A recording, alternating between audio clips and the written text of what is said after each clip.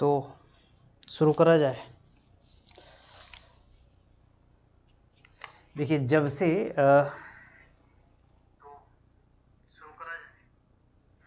जब से ये अनाउंस हुआ है कि 30 सितंबर को बिहार पीसीएस का प्रीलिम्स हो रहा है और फरवरी या जनवरी में मेंस होगा 25 में, तब से जो लोग हैं वो मिशन मोड में काम करना शुरू कर चुके हैं अभी, लेकिन लगे नहीं है। देखिए हम लोग को ऐसा लगता है कि अभी बहुत सारा टाइम है, लेकिन टाइम है नहीं।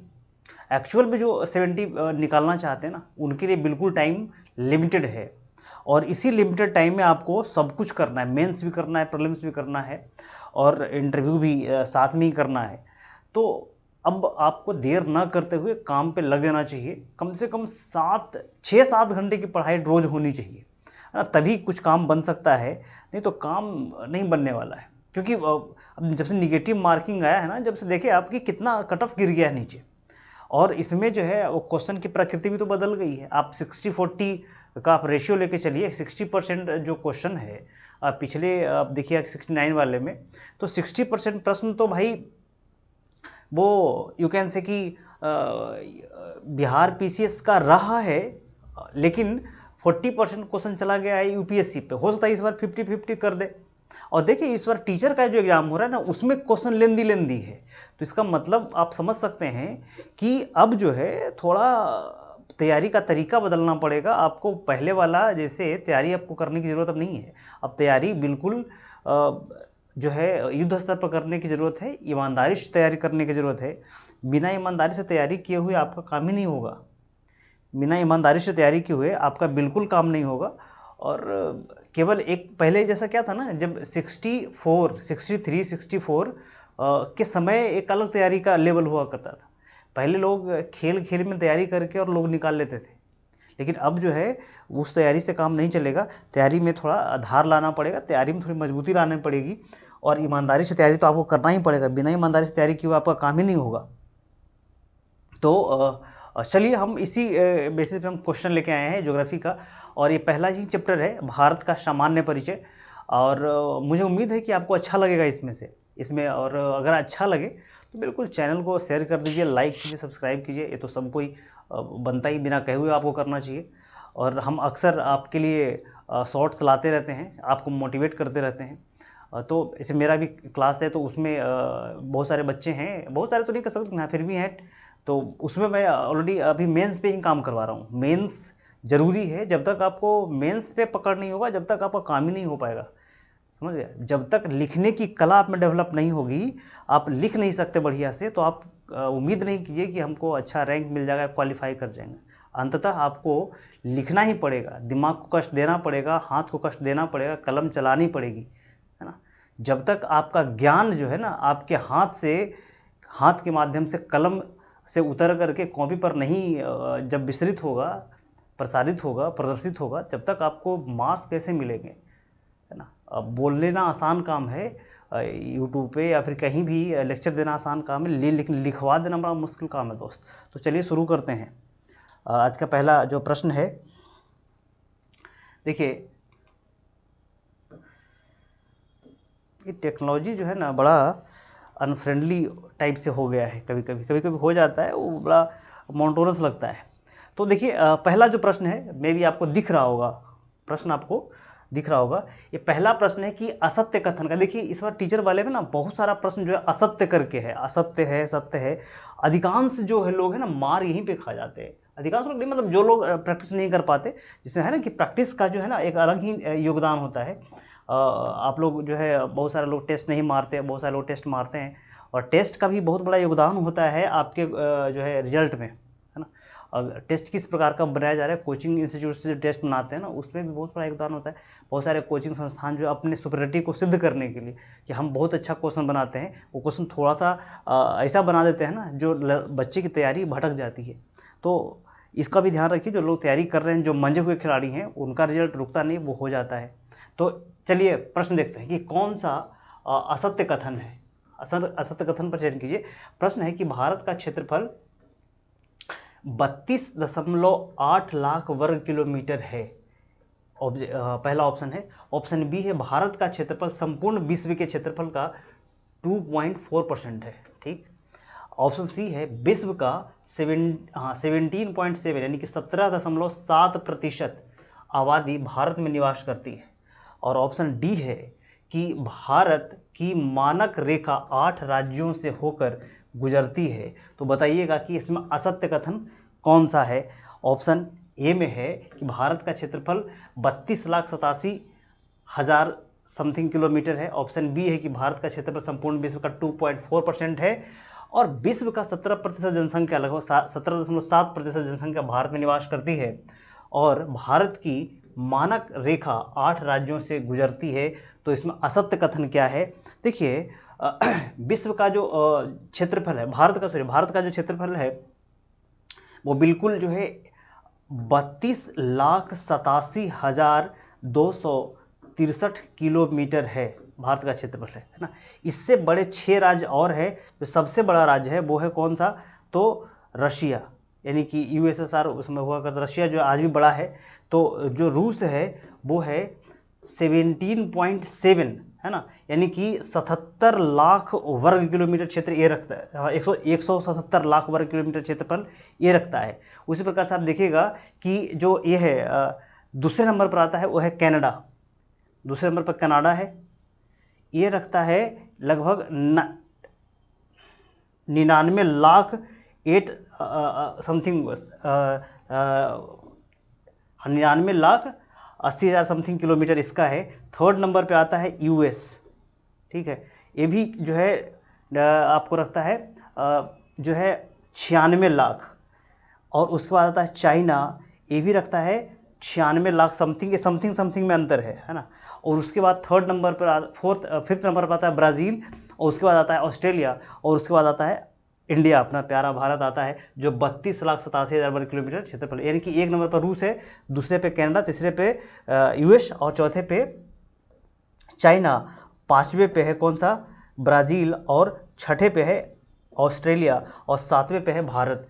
तो 7वें नंबर का देश भारत है जो क्षेत्रफल के हिसाब से सबसे बड़ा है। अच्छा, अब ये जो है संपूर्ण पृथ्वी का, यानी कि जो जितने भी क्षेत्रफल हैं जो लैंड मास है उसका 2.4%।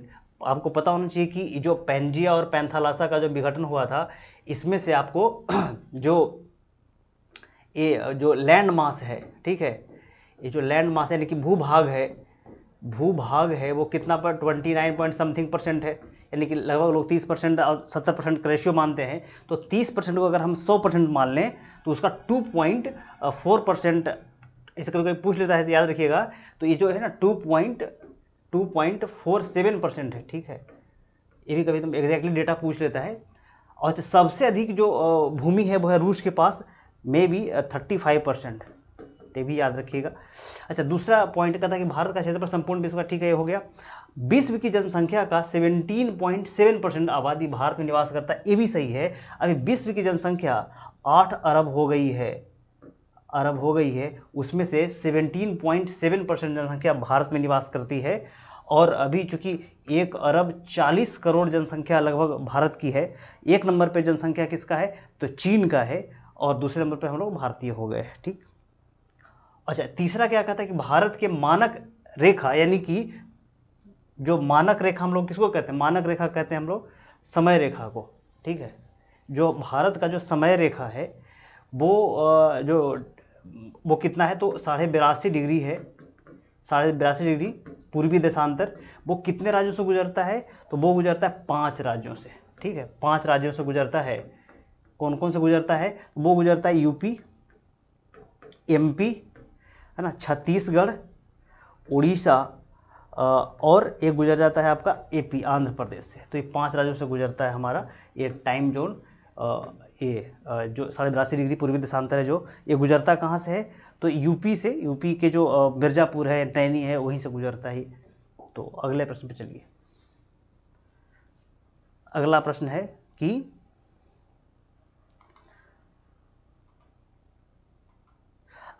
निम्नलिखित में से कौन सा राज्य तटीय रेखा से संबंधित नहीं है। बहुत बढ़िया प्रश्न है कि कौन सा राज्य जो है वो तटीय रेखा से संबंधित नहीं है।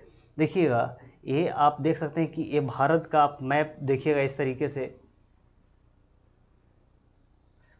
तो आप देखेंगे यहाँ पे कि ये जो है भारत का एक मोटा मोटी नक्शा मैंने बनाया है आपको। तो कौन सा जो राज्य है वो तटीय रेखा से संबंधित नहीं है? ऑप्शन एक में है गुजरात, ऑप्शन बी है पश्चिम बंगाल, ऑप्शन सी है राजस्थान और ऑप्शन डी है उड़ीसा। तो कौन से राज्य हैं जो तटीय रेखा से संबंधित नहीं है? देखिए भारत में 9 राज्य हैं वो तटीय राज्य हैं, 9 राज्य तटीय राज्य हैं, और जो है एक जो है वो केंद्र शासित राज्य जो है वो तटीय राज्य है, और 2 द्वीपीय राज्य है, ठीक है, जो केंद्र शासित राज्य है। तो याद रखेंगे 9 तटीय राज्य में कौन है? तो यहाँ पे आप देखिएगा कि ये है आपका गुजरात, उसके बगल में आपको मिल जाएगा कौन? महाराष्ट्र, और महाराष्ट्र के बगल में यहाँ मिल जाएगा गोवा, उसके बाद आपको मिल जाएगा कौन?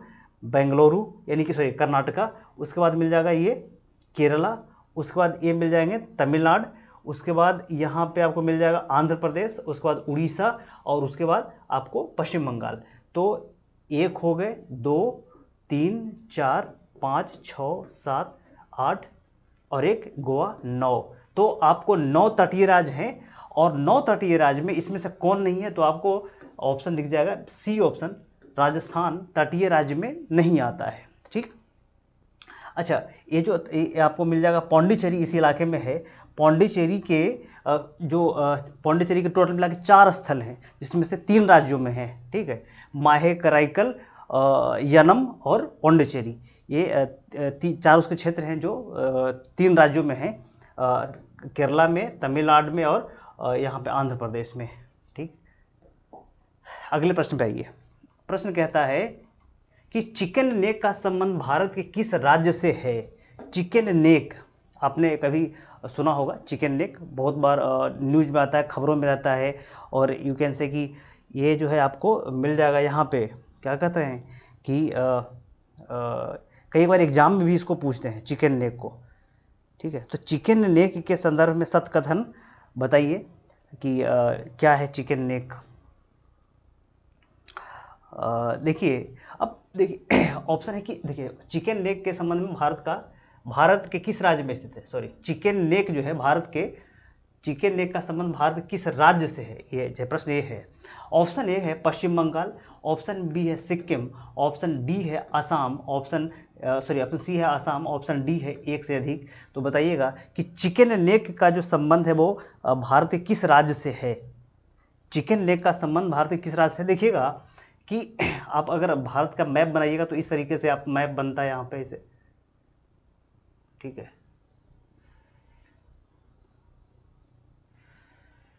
हमने कुछ ज़्यादा ही बड़ा कर दिया है, तो ये इलाका आपको ऐसे दिखता है, इस प्रकार से।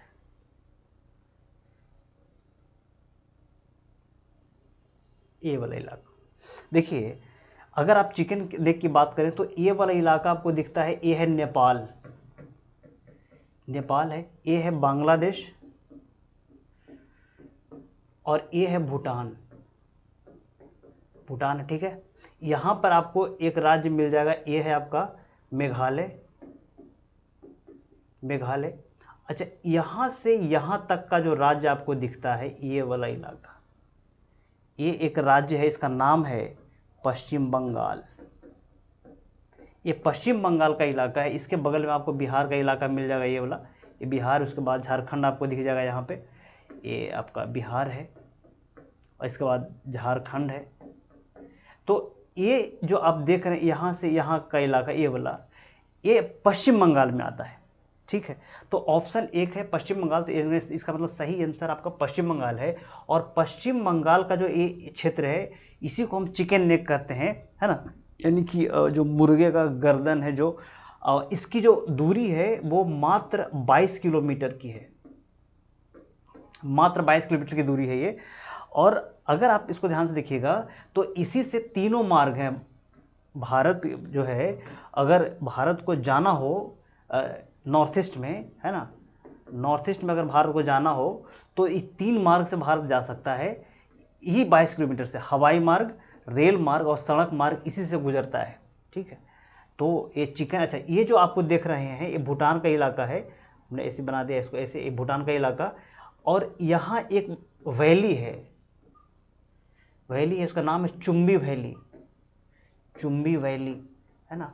यहाँ उसके बगल में आप देख रहे हैं, यहीं पे डोकलाम था जो विवाद हुआ था, ये भारत और चीन के बीच में जो सामने आ गई थी सेनाएं। तो ये भी आपको याद रखना है, चुंबी वैली काफ़ी पूछते हैं। और ये जो सिक्किम है ना, सिक्किम, यहीं पे एक पर्वत है, उसका नाम है कांचनजंगा, है ना। तो ये भी है। इसके बगल में नेपाल है, यहाँ पे सबसे ऊंचा पर्वत है एवरेस्ट, तो ये भी है। यहाँ पे एक पर्वत आपको दिख जाएगा नामचा बरुआ, अरुणाचल प्रदेश में, ये भी है, तो ये याद रखिएगा। ये मेघालय है ना, मेघालय में एक पार्क है जो बार बार पूछता है, उसका नाम है नोकरेक पार्क, नोकरेक, ठीक है। नोकरेक यहाँ पे पिक भी है, तो ये भी याद रखिएगा। अगले प्रश्न पे आते हैं कि निम्नलिखित में से वैदिक काल का दर्शन कैसा था। ये बीच में चूंकि क्वेश्चन आ गया है, ज्योग्राफी में कर रहा हूँ लेकिन बीच में इतिहास का क्वेश्चन आ गया है, तो आप लोग घबराइएगा नहीं। प्रश्न है कि वैदिक काल का दर्शन कैसा था, वैदिक काल का जो दर्शन है, फिलॉसफी है, वो कैसा था। तो ऑप्शन है कि प्रवृत्ति मार्गी था, ऑप्शन बी है निवृत्ति मार्गी है, और ऑप्शन सी है मध्यम मार्गी है, और ऑप्शन डी है इनमें से सभी। तो बताइएगा कि वैदिक काल का जो दर्शन है कैसा था। देखिए वैदिक काल में हम लोग दोनों काल को रख लेते हैं ना, एक उसको कहते हैं हम लोग ऋग वैदिक काल, ऋग वैदिक, और इसका टाइम पीरियड हम लोग मान लेते हैं कितना से, तो 1500 से 1000 ईस्वी पूर्व, ईस्वी पूर्व। और एक जो है काल है उसको कहते हैं उत्तर वैदिक, उत्तर वैदिक, इसका काल हम लोग मान लेते हैं 1000 से कितना, 600 ईस्वी पूर्व मानते हैं, ठीक है, 600। अच्छा 600 से एक प्रश्न पूछता है, 600 ईस्वी पूर्व से जो 200 ईस्वी पूर्व का जो काल है, ठीक है, इस काल को क्या कहते हैं, इसको कहते हैं महाजनपद काल, महाजनपद काल यानी बुद्ध काल, इसको बुद्ध काल ही बोलते हैं, बुद्ध काल, या फिर इसी को हम लोग सूत्र काल भी बोलते हैं, सूत्र काल। तो ये जो महाजनपद काल है ना, इसमें एक सिक्का का प्रचलन हुआ, उसको क्या कहते हैं, उसको कहते हैं punch mark coin, punch mark coin, यानी कि उसको कहते हैं आहत सिक्का, आहत सिक्का। खैर छोड़िए, तो ये तो समझ गए। अच्छा जो वैदिक काल का दर्शन कैसा है, देखिए कहा जाता है कि वैदिक काल का जो दर्शन है ना, वो आपको मिल जाएगा कैसा, तो आंसर है प्रवृत्ति मार्गी, ऐसा आंसर है प्रवृत्ति मार्गी। अब मैं आपको थोड़ा सा मैं बताता हूं कि प्रवृत्ति मार्गी और निवृत्ति मार्गी में डिफरेंस क्या है। बहुत छोटा हो भैया, तो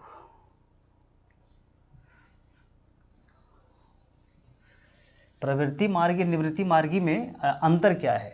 देखिए एक बहुत बड़े कवि हैं, ठीक है, एक बहुत बड़े कवि हैं, उनका नाम है जयशंकर प्रसाद, जयशंकर प्रसाद। इनकी रचना है, उनका नाम है कामायनी। कभी पढ़िएगा, मिले अगर मौका मिले तो कामायनी को जरूर पढ़िएगा।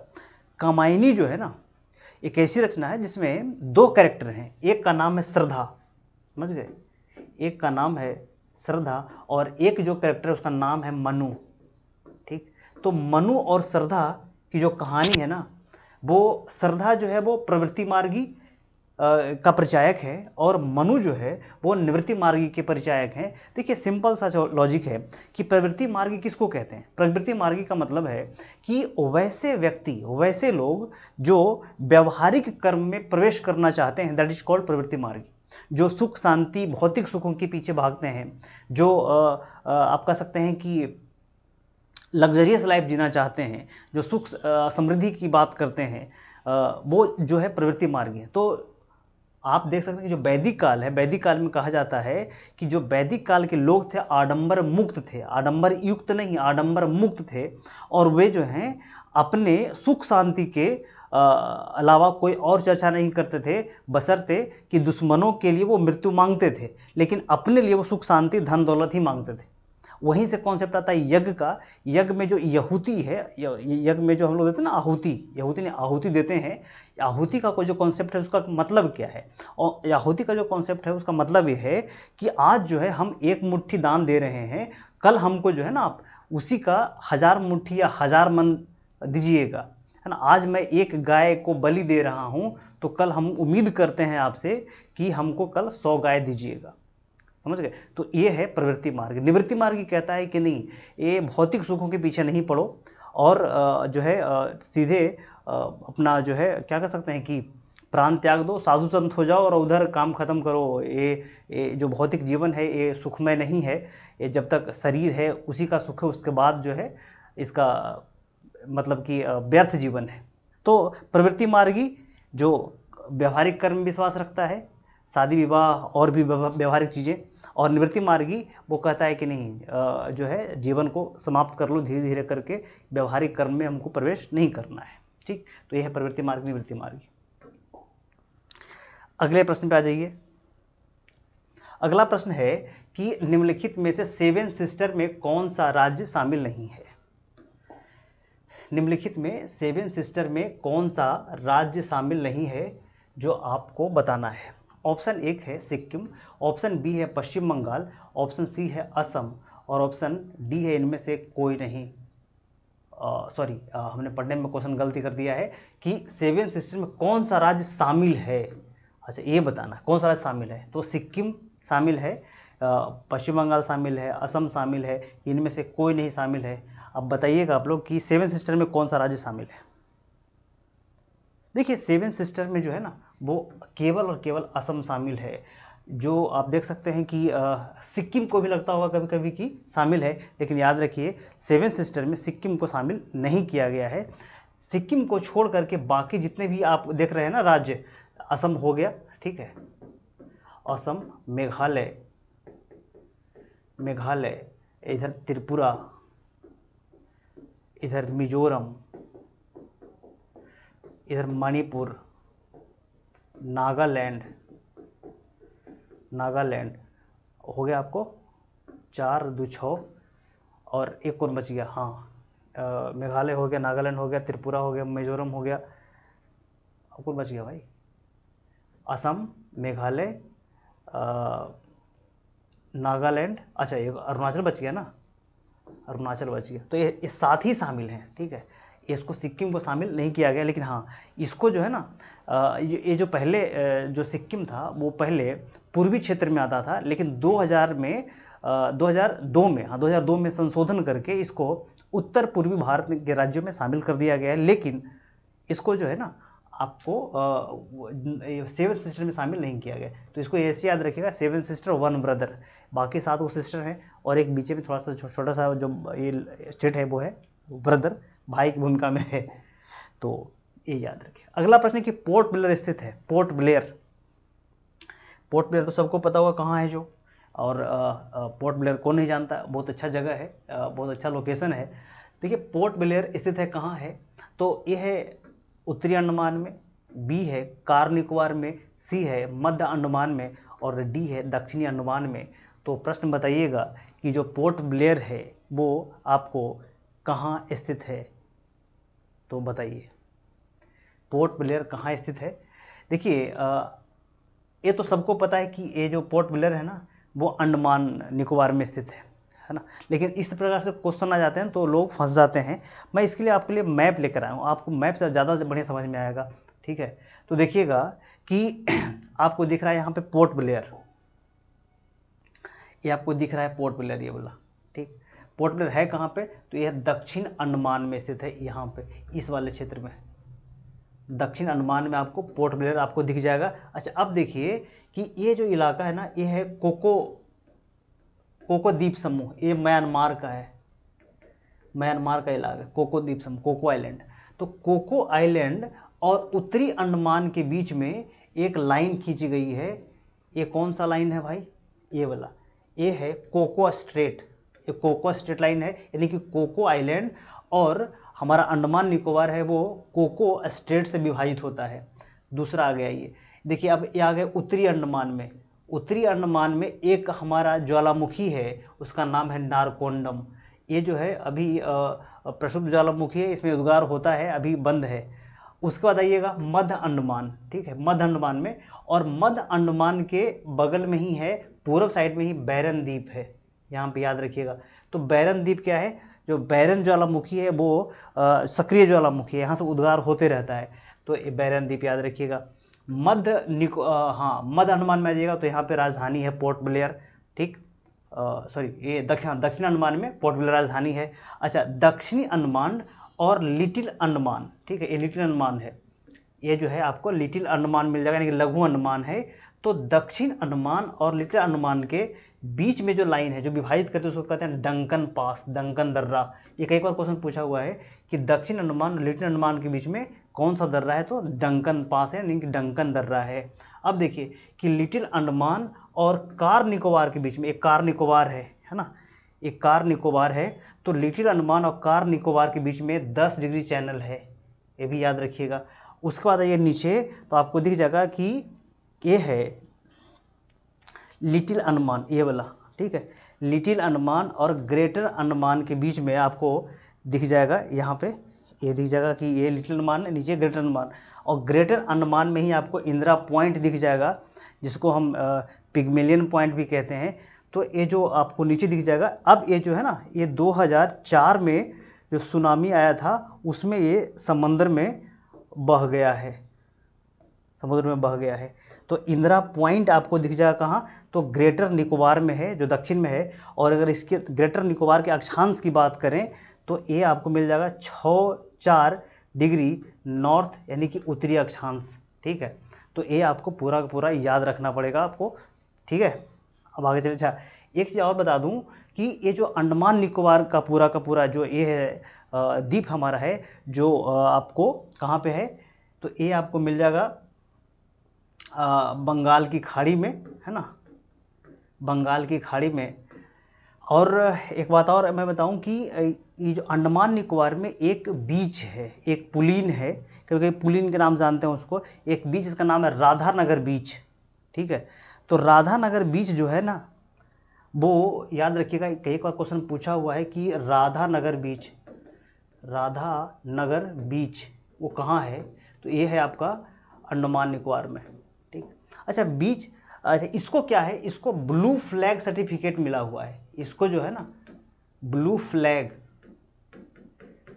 फ्लैग सर्टिफिकेट इसको दिया गया है। ब्लू फ्लैग सर्टिफिकेट उसको दिया जाता है, उस बीच को दिया जाता है, उस पुलिन को दिया जाता है कि जो ज़्यादा साफ़ सफाई हो, वो इन्वायरमेंट फ्रेंडली हो, लोगों के लिए वो काफ़ी सेफ हो। तो ऐसे जो बीचेज हैं ना उसको ब्लू फ्लैग सर्टिफिकेट दिया जाता है। अभी तक भारत में 10 ऐसे बीच हैं जिसको ब्लू फ्लैग सर्टिफिकेट दिया गया है। अच्छा, एक बीच जो काफ़ी फेमस है वो है मरीना बीच चेन्नई में, लेकिन उसको ब्लू फ्लैग सर्टिफिकेट नहीं दिया गया है, वो थोड़ा सेफ नहीं है। बाकी जो है जैसे गोल्डन बीच है उड़ीसा में है, उसी प्रकार से शिवराजपुर बीच जो है वो गुजरात में है, उसी प्रकार से कोड़प्पा बीच जो है वो केरल में है, उसी प्रकार से घोघाला बीच वो आपको दीव में मिल जाएगा। राधानगर बीच यहाँ आपको अंडमान में मिल जाएगा, है ना। कोवलम बीच तमिलनाडु में मिल जाएगा। एक और बीच है पदुबिद्री बीच वो मिल जाएगा कर्नाटक में। एक और बीच उसका नाम है ईडन बीच, वो मिल जाएगा पौंडीचेरी में। तो ये 10 बीचेस हैं हमारे देश में जो जिसको ब्लू फ्लैग सर्टिफिकेट दिया गया है। क्लियर, तो इसको याद रखिएगा।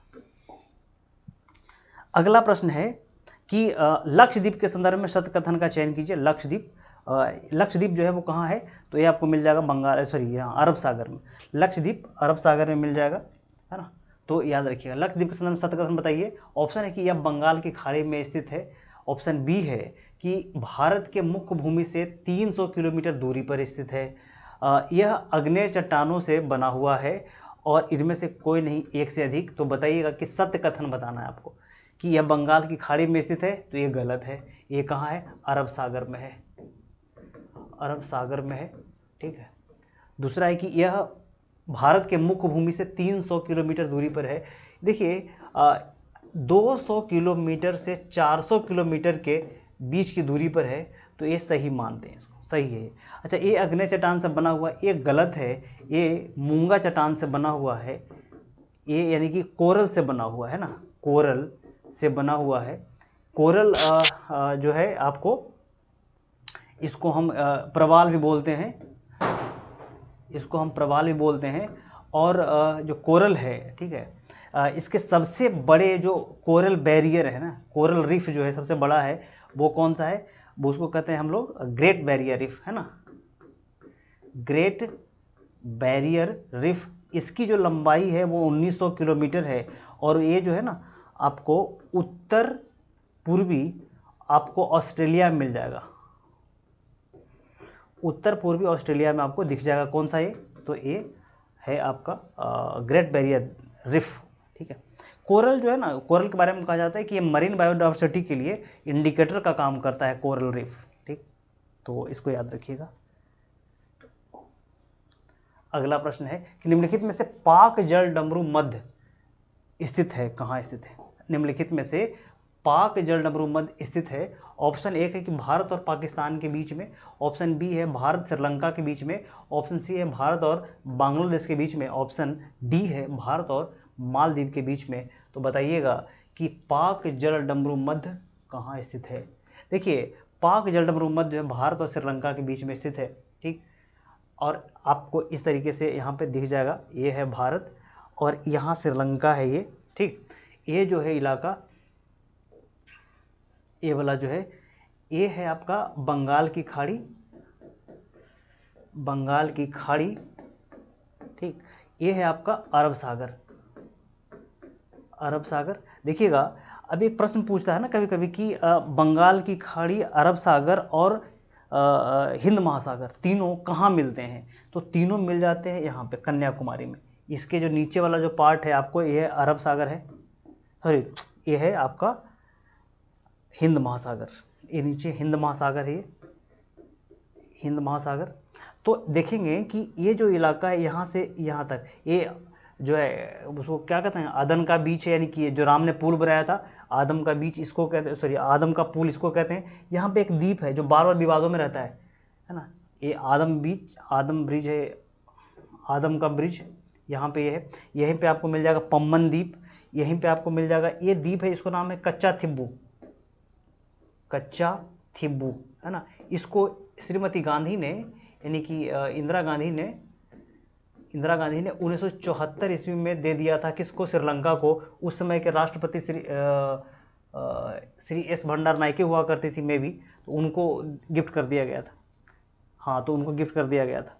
तो याद रखिएगा, ये वाला यहीं पे रामेश्वरम भी है, आपको मिल जाएगा। और ये देखिए, ये वाला जो क्षेत्र है, ये वाला, ये है मन्नार की खाड़ी, मन्नार की खाड़ी। और ये वाला जो क्षेत्र है, ये है आपको पाक की खाड़ी, पाक की खाड़ी, खाड़ी। और इसको जोड़ने वाला, मन्नार की खाड़ी और पाक की खाड़ी को जोड़ने वाला जो क्षेत्र है ना, यही है पाक जल डमरू मध्य। ये भारत और श्रीलंका के बीच में है। डन। अगला प्रश्न पे, अगला प्रश्न कहता है कि भारत की अवस्थिति के संदर्भ में सत्य कथन का चयन कीजिए। भारत की अवस्थिति के संदर्भ में सत्य कथन का चयन करना है कि भारत की जो अवस्थिति है वो कैसी है, कहाँ है। तो ये बताइए। देखिए, हाँ, अब पहला जो ऑप्शन है वो समझिए कि भारत पूर्णतः उत्तरी गोलार्ध में स्थित है। ऑप्शन एक, भारत पूर्णतः उत्तरी गोलार्ध में स्थित है। ऑप्शन बी है भारत उष्णकटिबंधीय जलवायु में स्थित है। ऑप्शन बी है कि कर्क रेखा भारत को दो भागों में विभाजित करती है। और ऑप्शन डी है अंडमान निकोबार अरब सागर में स्थित है। तो बताइएगा कि सत्य कथन क्या है। तो देखिए, नहीं सॉरी, हाँ यहाँ पे असत्य है जी, सॉरी असत्य कथन है, सत्य नहीं, असत्य कथन है।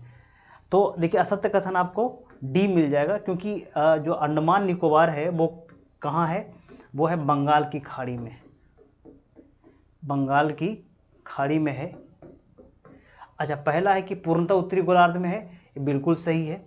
अच्छा, दूसरा है कि उष्णकटिबंधीय जलवायु में स्थित है। देखिए, यहाँ पे दो चीज़ें याद रखना है आपको कि अगर मान लेते हैं कि ये भारत है, इस तरीके से, ये हमारा नक्शा उतना बढ़िया हम नहीं बना पाए अभी समझाने के चक्कर में। तो देखिएगा कि आधा जो भाग है, आधा उत्तरी भाग, ये उपोष्ण कटिबंध में आता है, उपोष्ण कटिबंध में आता है भैया, ठीक है। और आधा नीचे का जो भाग है वो आता है उष्ण कटिबंध में। लेकिन अगर संपूर्ण भारत की बात करें तो ये आ जाता है उष्ण कटिबंध में, ठीक। तो याद रखिएगा। अच्छा, कर्क रेखा भारत के दो भागों में विभाजित करती है, बिल्कुल कर्क रेखा जो है भारत को दो भागों में विभाजित करती है। और ये जो है भारत के 8 राज्यों से होकर के गुजरती है कर्क रेखा।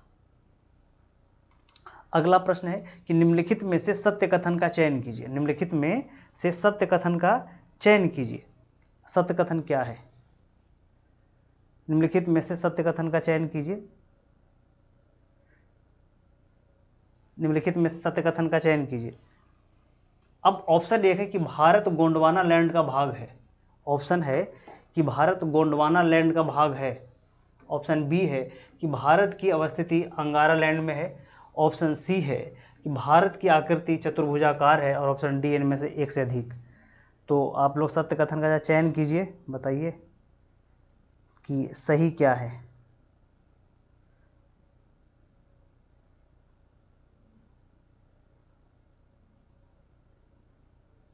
तो देखिए, सत्य कथन का चयन करना है तो देखिए, भारत गोंडवाना लैंड का भाग है, बिल्कुल ये सही है। भारत की अवस्थिति अंगारा लैंड में है, ये भी सही है। और भारत की आकृति चतुर्भुजाकार है, ये भी सही है। और इनमें से सभी, तो इनमें से सभी हो जाएगा। ठीक, तो अब कैसे है जो समझिए। देखिए, भारत कभी गोंडवाना लैंड का पार्ट हुआ करता था। भारत की अवस्थिति अंगारा लैंड में है, बिल्कुल।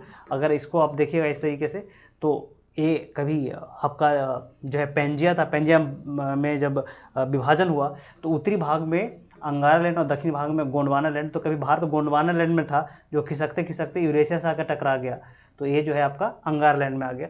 और भारत की आकृति चतुर्भुजाकार है, बिल्कुल चतुर्भुजाकार है। तो इनमें से डी हो जाएगा सही आंसर। ठीक, अगले प्रश्न पे आते हैं। अब है प्रश्न है कि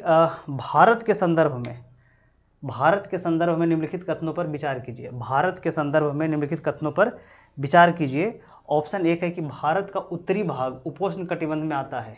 भारत का उत्तरी भाग उपोष्ण कटिबंध में आता है। ऑप्शन बी है भारत पूर्वी गोलार्ध में स्थित है। और ऑप्शन डी है भारत का दक्षिणतम बिंदु तमिलनाडु राज्य में स्थित है। और ऑप्शन डी है कि ए बी सी तीनों सही है। तो बताइएगा कि भारत का उत्तरी भाग उपोष्ण कटिबंध में आता है, बिल्कुल सही है। भारत पूर्वी गोलार्ध में स्थित है, बिल्कुल सही है। और भारत का दक्षिणी बिंदु तमिलनाडु राज्य में है। तमिलनाडु में कहाँ, तो कन्याकुमारी, कुमारी अंतरिक्ष जिसको कहते हैं, तो ये भी सही है। तो आपका आंसर हो जाएगा डी, इनमें से सभी, तीनों सही है। अगला प्रश्न है कि निम्नलिखित में से कौन सा गलत कथन का चयन है, मतलब कौन सा गलत कथन है। तो गलत कथन आपको बताना है। गलत कथन आपको बताना है। ऑप्शन है कि भारत का अक्षांशीय विस्तार 30 डिग्री तक है। ठीक, ऑप्शन बी है कि भारत का देशांतरीय विस्तार भी 30 डिग्री तक है। ऑप्शन सी है कि कर्क रेखा भारत के 7 राज्यों से गुजरती है। और ऑप्शन डी है इंदिरा पॉइंट ग्रेटर निकोबार में स्थित है। तो बताना है आपको कि गलत क्या है। देखिए, भारत का जो अक्षांशीय विस्तार है 30 डिग्री तक है। कहने का अर्थ ये है कि अक्षांश जो है, यानी कि 8.4 से लेकर के 37.6 तक, है ना, लगभग 30 डिग्री हो जाता है। ठीक, ये भी सही है। अच्छा, देशांतरीय विस्तार यानी कि 68.7 से 97.25, ये भी 30 डिग्री लगभग है, ये भी सही है। भारत के जो कर्क रेखा है भारत के 7 राज्यों से गुजरता है, एक गलत है, क्योंकि भारत के जो 8 राज्य हैं वहाँ से कर्क रेखा गुजरता है, तो ये है 8 राज्य, एक गलत आपको मिल जाएगा। इंदिरा पॉइंट ग्रेटर निकोबार में है, ये बिल्कुल सही है, ग्रेटर निकोबार में है इंदिरा पॉइंट। तो ये आपका सही आंसर हो जाएगा। कौन सा, सी ऑप्शन सही है आंसर। अगला प्रश्न है कि निम्नलिखित कथनों पर विचार कीजिए और सत्य कथन का चयन कीजिए। निम्नलिखित कथनों पर विचार कीजिए और सत्य कथन का चयन करना है। ऑप्शन एक है कि भारतीय मानक रेखा 4 राज्यों से गुजरती है। ऑप्शन बी है मानक रेखा 82.5 डिग्री पूर्वी देशांतर है। ऑप्शन सी है कि मानक रेखा और कर्क रेखा छत्तीसगढ़ में मिलते हैं। ऑप्शन डी है इनमें से कोई नहीं या एक से अधिक। तो बताइएगा कि इसमें से सत्य कथन क्या है। देखिए, प्रश्न पहला ऑप्शन में कहता है कि मानक रेखा 4 राज्यों से गुजरता है। देखिए, मानक रेखा 5 राज्यों से गुजरता है। ठीक, मानक रेखा आपको 5 राज्यों से गुजरता है। कौन कौन, तो यूपी, एमपी, छत्तीसगढ़, है ना, आंध्र प्रदेश और उड़ीसा। तो ये 5 राज्य हो गए। तो ये आपका जो है ये गलत हो गए। 82.5 ये सही है। कर्क रेखा छत्तीसगढ़ से गुजरता है, बिल्कुल सही है। तो इनमें से कोई नहीं, यानी कि डी ऑप्शन हो जाएगा। अगला प्रश्न पे आइए। कहता है कि भारत का अक्षांशीय और देशांतरीय विस्तार कितना डिग्री का अंतर है। तो अक्षांशीय विस्तार और देशांतरीय विस्तार में कितना डिग्री है, तो कितना डिग्री है, तो ये 30 डिग्री। अभी तो क्वेश्चन कर रहे थे हम लोग, ये 30 डिग्री है। तो आप इसको याद रखिएगा, 30 डिग्री। अगला प्रश्न है कि भारत का क्षेत्रफल कितना है। भारत का जो क्षेत्रफल है वो कितना है, 32,87,226। तो इसका सही आंसर ही बता देते हैं हम कि 32,87,326 इसका सही आंसर है।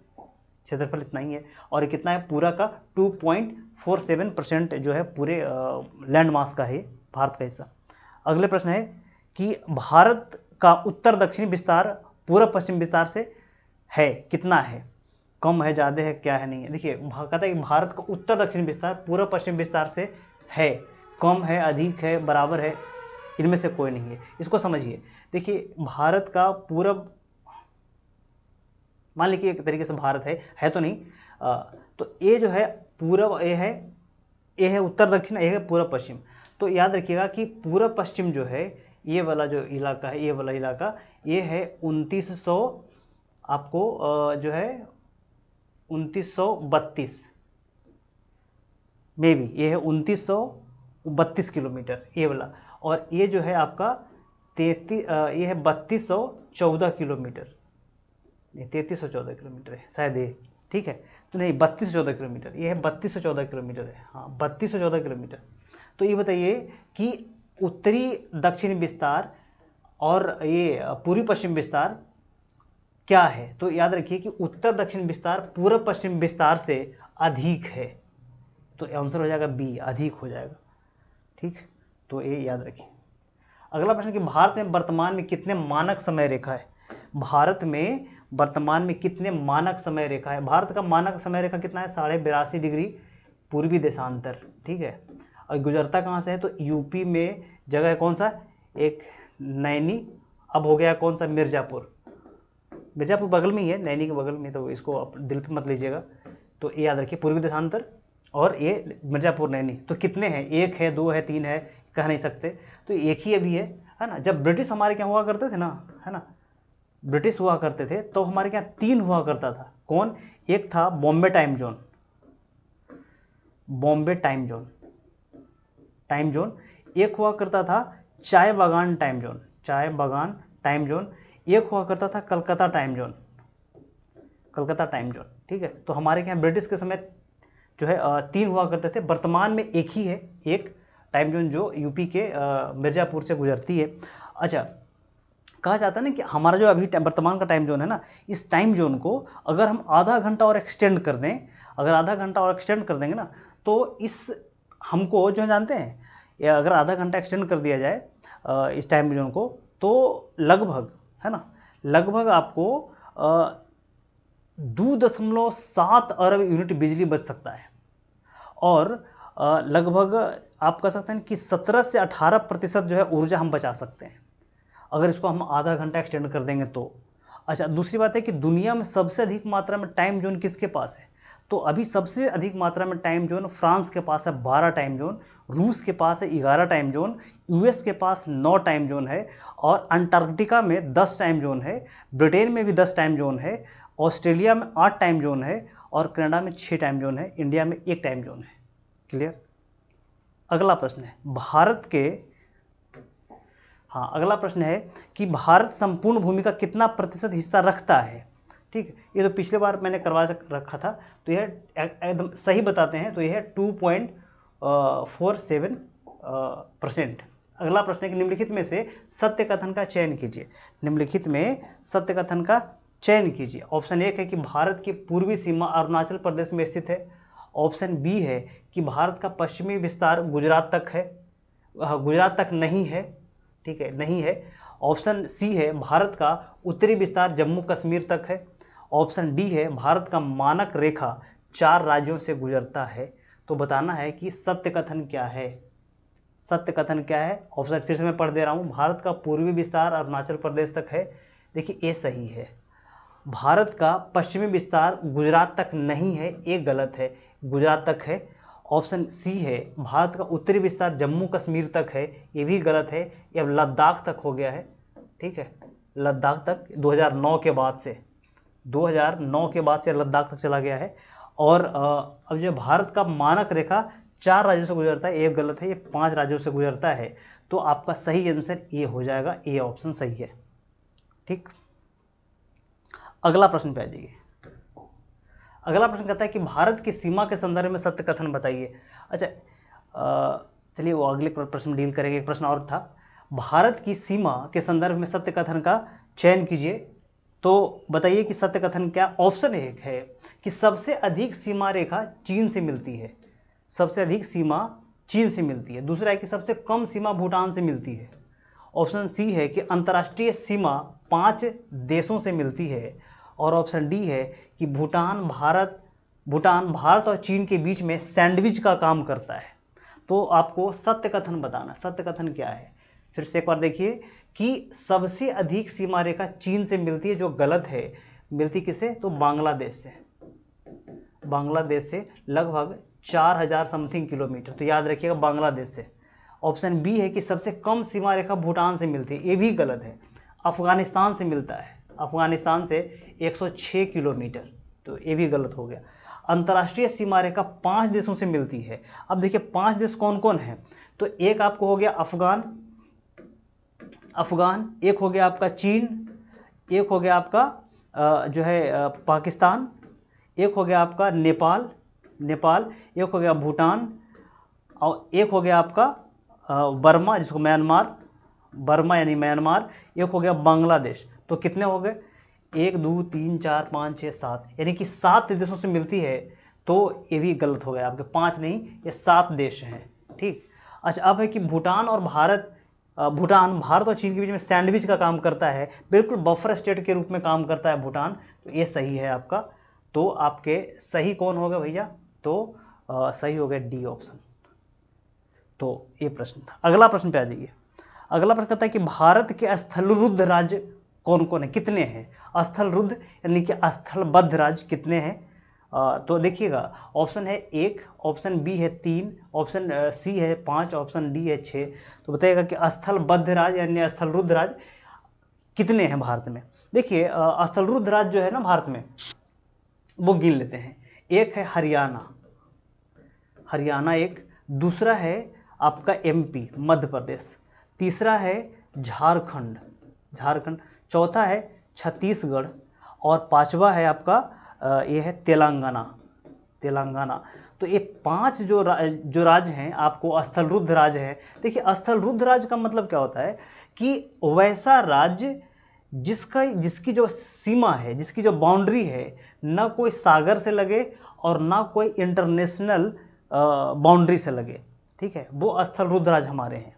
क्लियर है, यानी कि वैसे राज्य जिसकी सीमा रेखा जो है ना कोई सागर से लगता हो और ना कोई जो इंटरनेशनल बाउंड्री से लगता हो, तो उसको हम स्थलरुद्ध राज्य कहते हैं। जैसे कि नेपाल और भूटान स्थलरुद्ध देश हैं, है ना, उनकी सीमा जो है 2 देशों के बीच में लगती है, तो स्थलरुद्ध देश उनको आपको कह सकते हैं कि वो कोई महासागर से टच नहीं होता, तो ये स्थलरुद्ध देश हैं। बीच में जाने के लिए किसी देश से होकर गुजरते हैं।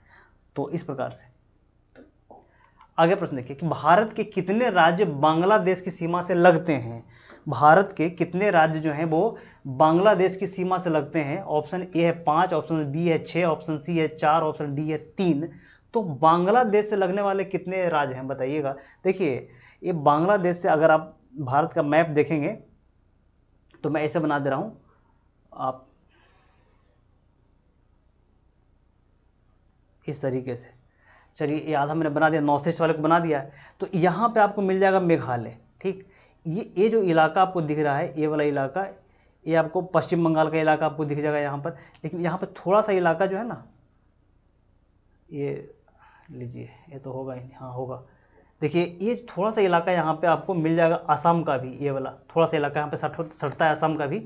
और आप देखें कि ये त्रिपुरा है, और ये जो है आपका ये वाला आपको जो है मिजो हिल्स हाँ, तो मिजोरम, यहाँ पे आपको ये मणिपुर आपको दिख जाएगा, ये नागालैंड, और ये जो है अरुणाचल, और ये असम। तो याद रखेंगे कि पश्चिम बंगाल 1, असम 2, मेघालय 3, और यहाँ पे त्रिपुरा 4, और ये जो है ना ये मणिपुर, सॉरी ये मिजोरम 5। तो 1 2 3 4 और 1 5 राज्य लगते हैं किससे, तो बांग्लादेश से। ठीक है, ये बीच का बांग्लादेश है, वो 5 राज्य लगते हैं इससे। अगला प्रश्न पे आइए कि निम्नलिखित में से कौन हिमालय राज्य है। निम्नलिखित में से कौन हिमालय राज्य है। तो अब हिमालय राज्य को समझिए आप।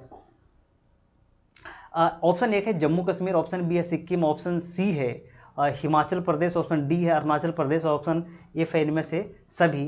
तो बताइएगा कि हिमालय राज्य कौन है? तो इसमें से सभी हिमालयी राज्य हैं, ठीक है, हिमालयी राज्य सभी हैं। तो अगले प्रश्न पे आते हैं। अगला प्रश्न है निम्नलिखित में से कौन पठारी राज्य नहीं है? बहुत इंपॉर्टेंट प्रश्न है, बहुत अच्छा प्रश्न है। निम्नलिखित में से कौन सा पठारी राज्य नहीं है? झारखंड, छत्तीसगढ़, महाराष्ट्र और पश्चिम बंगाल। तो बताइएगा पठारी राज्य कौन नहीं है? देखिए इसमें जो है ना पठारी राज्य कई हैं, जैसे झारखंड हो गए, छत्तीसगढ़ हो गए, महाराष्ट्र हो गए, एमपी पठारी राज्य में भी आता है, समझ गए, एमपी पठारी राज्य में आता है, उड़ीसा है ना, उड़ीसा जो पठारी राज्य में है, आंध्र प्रदेश पठारी राज्य है, कर्नाटक पठारी राज्य है, तमिलनाडु, केरल, ये सब पठारी राज्य में आता है, ठीक है। ये पश्चिम बंगाल जो है ना आपका पठारी राज्य में नहीं आता, तो पश्चिम बंगाल नहीं है। अगला प्रश्न है कि रेड क्लिफ रेखा भारत के कितने राज्यों से मिलती है? बड़ा अच्छा प्रश्न है कि रेड क्लिफ रेखा जो है वो भारत के कितने राज्यों से मिलती है। देखिए रेड क्लिफ रेखा जो है ना, अगर आप भारत की बात करें तो इस प्रकार से आप ये जो है मान लीजिए एक भारत, अच्छा रेड क्लिफ रेखा जो है ना ये आपको पाकिस्तान और भारत के बीच में है। रेड क्लिफ रेखा 1947 में खींची गई थी रेड क्लिफ के द्वारा, तो ये भारत और पाकिस्तान के बीच में है।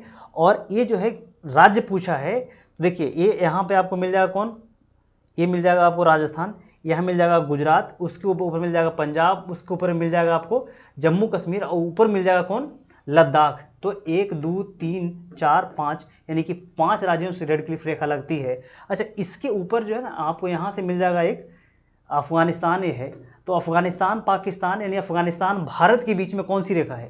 तो देखिए पाकिस्तान, अफगानिस्तान और भारत के बीच में 106 किलोमीटर का बाउंड्री है। तो भारत और अफगानिस्तान के बीच में एक रेखा, उसका नाम है आपका कि डुरंड रेखा, डुरंड रेखा, ठीक है। अच्छा भारत ऐसा डुरंड रेखा खींची कब गई थी? ये खींची गई थी 1896 में, सर डुरंड के द्वारा 1896 में खींची गई थी डुरंड रेखा। ये भारत और उसमें चूंकि पाकिस्तान साथ में था तो भारत और अफगानिस्तान के बीच में डुरंड रेखा खींची गई थी। और भारत और चीन के बीच में कौन सा है? मैक-मोहन रेखा 1914 में खींची गई थी, ठीक। भले ही चीन उसको नहीं मानता, वो अलग बात है। अगले प्रश्न पे आइए कि भारत के किस राज्य की तट रेखा सबसे लंबी है? भारत के किस राज्य की तट रेखा सबसे लंबी है?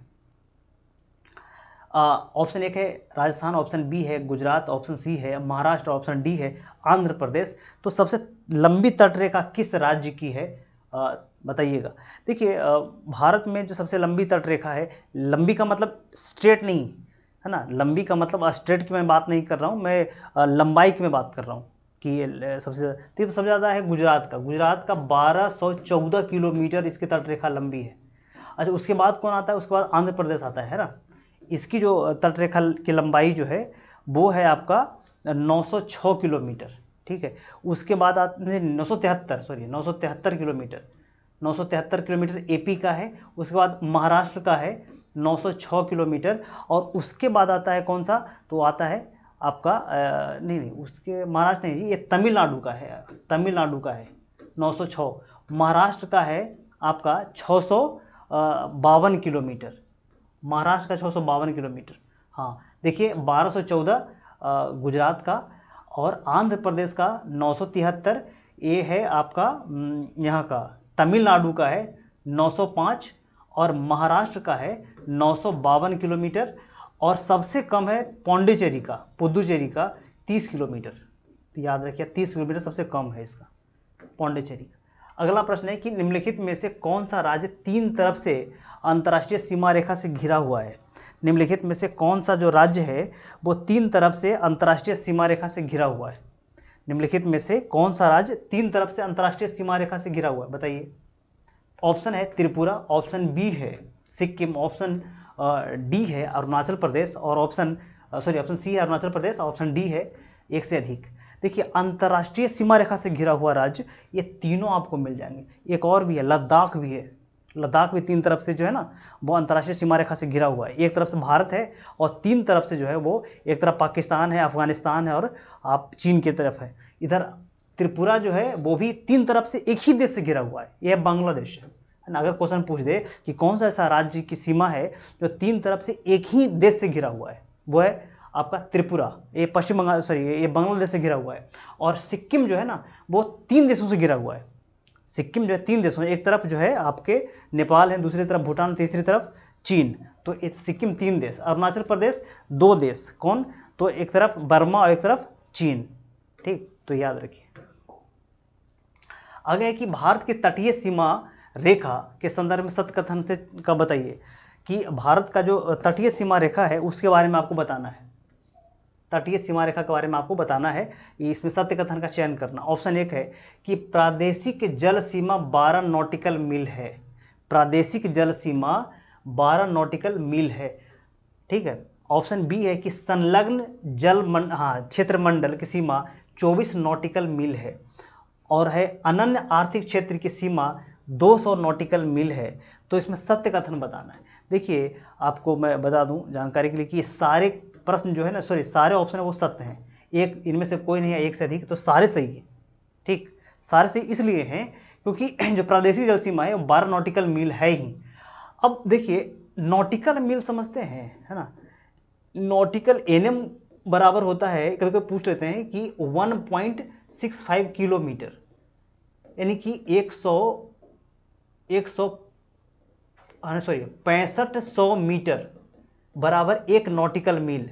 और एक होता है, अच्छा नॉटिकल मील जो होता है ना वो समुद्री दूरी को मापने के लिए होता है, समुद्री दूरी को मापने के लिए नॉटिकल मील का प्रयोग करते हैं। और एक होता है मील, है ना, वो होता है 1.8, है ना, 85 होता है समथिंग। तो एक 1800 मीटर बराबर 1 मील होता है। और एक 1650 मीटर बराबर 1 नॉटिकल मील होता है। नॉटिकल मील समुद्री दूरी को मापने के लिए, और मील जो है वो आपको लैंड मास की दूरी को मापने के लिए उपयोग किया जाता है। तो ये याद रखिए। अगला प्रश्न है, अगला प्रश्न नहीं है भाई, प्रश्न इतना ही था।